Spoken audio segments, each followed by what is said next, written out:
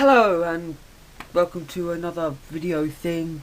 I'm Elliot Mascot, and today I'm going to do an overview slash review slash how to load film into Zorki 4.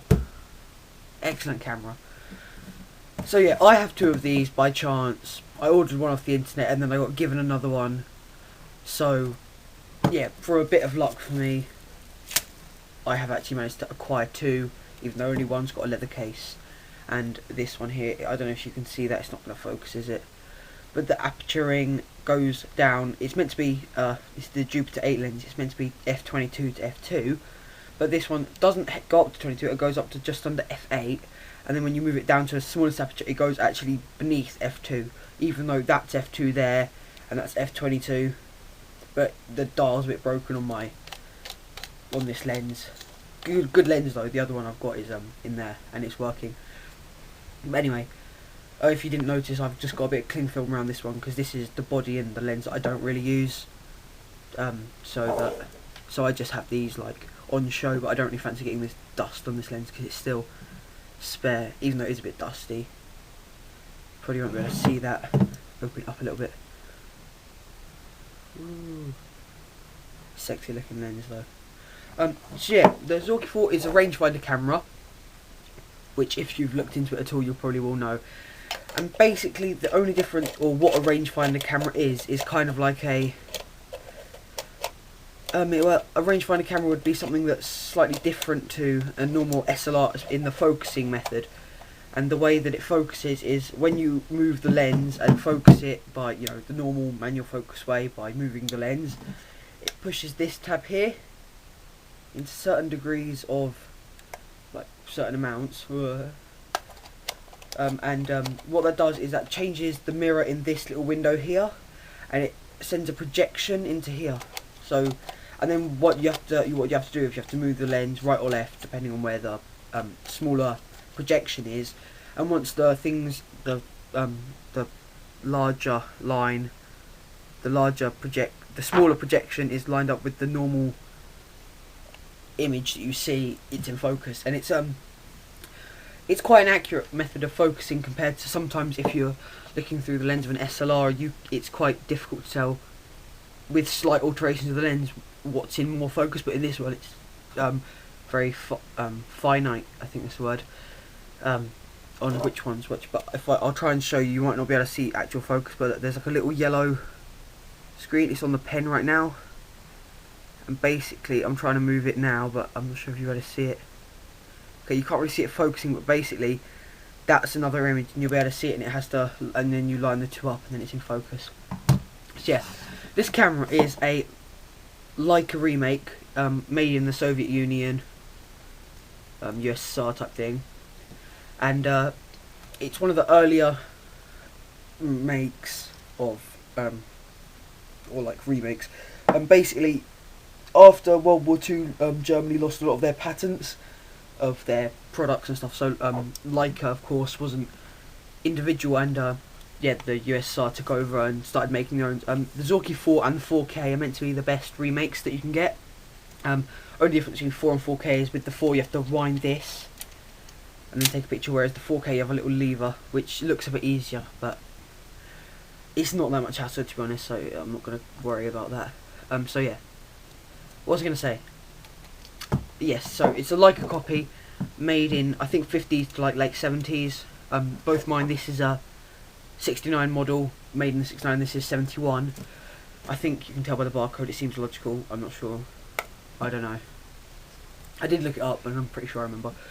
But anyway, so yeah, it's a rangefinder, Leica copy. It takes the M39 Leica screw mount L39, I think it's the same thing.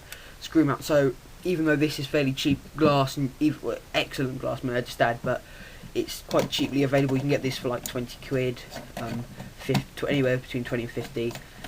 Same with, you can get other Jupiter lenses, like I'm looking at getting a Jupiter 12, I think, which is 35mm f2. Looks like an excellent lens, about 63 quid I think I found it, with free delivery, which for a prime lens, even for prime lens, it's still quite good value, isn't it? So you can get fairly cheap lenses that are generally quite good because they're Leica copies, or you can get the, you know, the shit, like not the shit, like the shit, you know what I mean, the best of the best that you can get, Leica lenses that are like £2,000 and stuff for these cameras.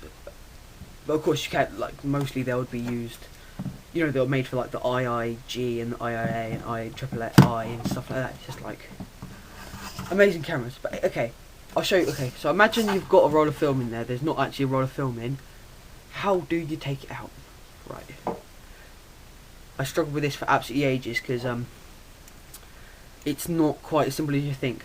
Basically here you have a little knob and you have to round the shutter.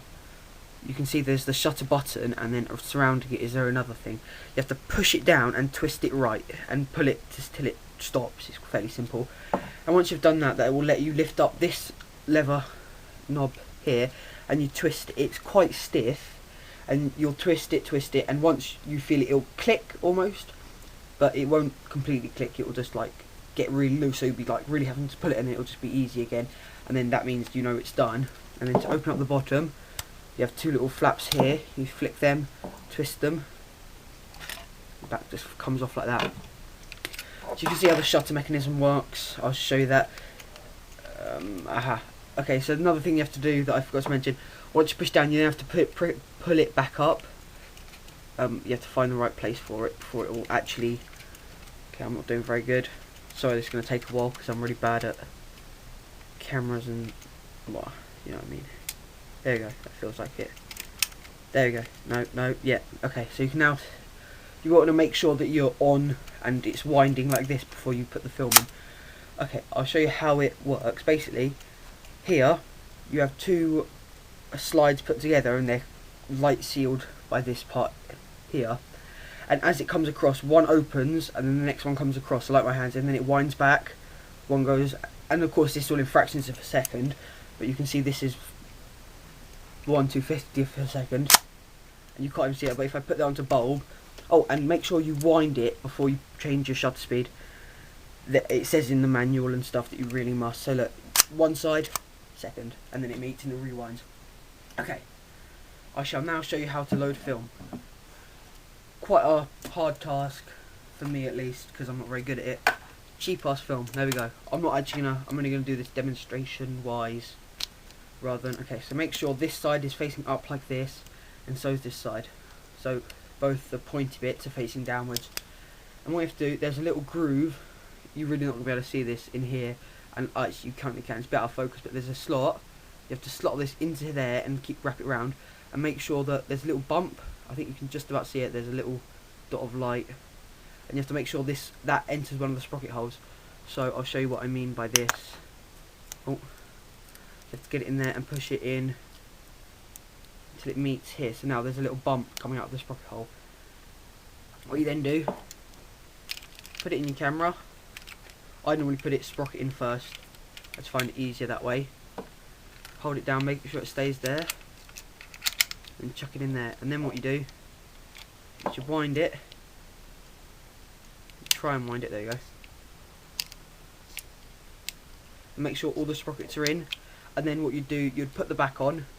I'm not actually going to do this, but look, you need to make sure the sprocket bump things go into the sprocket holes, and then you would wind it. You'd put the back on. So imagine this is all still in there from where I was. You close the back, wind it, shoot, wind it, shoot, wind it, and now you are ready to go. This is it. But yeah, there's a couple other things about this camera. That the fact that it's built like an absolute tank. Yeah, it's meant to be one of the best Leica copies that the USSR made compared to like many of the Feds. I don't know why it's built like absolutely. It's just the best build quality compared when I have this and then I bring back my DSLR, which I love, by the way. Film is not obsolete at all. Neither is digital. They both have their qualities. You know, I'm not going to get into that argument now. I'll do another video about that some other time. But the build quality and ergonomically, you look at it and think, oh, it hasn't really got anything to hold on to. But for my hands, at least, I find that when you hold it, it feels solid in the hand and focus is easy. But in here, you have a little switch under here, which took me ages to find out what it does. basically, look through here, you're fairly well in focus, and I turn it here, you're more closely into it, and it's sort of for like glasses and stuff, and then you can pick your focus how you like it. Like for me, if it's flicked to the right this way, so like that, I can't, if I look through it now, everything's blurry, but I know if you're wearing glasses, it's not blurry, and then if you flick to the right, I see it perfectly, but, you know, people wearing glasses see it all blurry. So yeah, really great camera. Oh, and self-timer. Again with self-timer, when you pull it, you have to make sure it's already cocked, the shutter. And I used to pull it to about here, but you have to pull it to roughly here. Press the button and I'll show you what happens. Pull this down, press this little button here. And it should fire about here. Not at the front. There you go. Hear that fire? Cool. Okay, I won't blab on for much longer. Thank you for watching this video, and sorry for wasting your 11.5 minutes. But have a good day. Get out there, shoot.